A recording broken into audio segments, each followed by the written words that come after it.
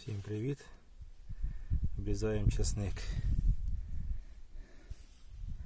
Така приспособа за 15 хвилин, бо руками, сікатором не варіант. Всім добра!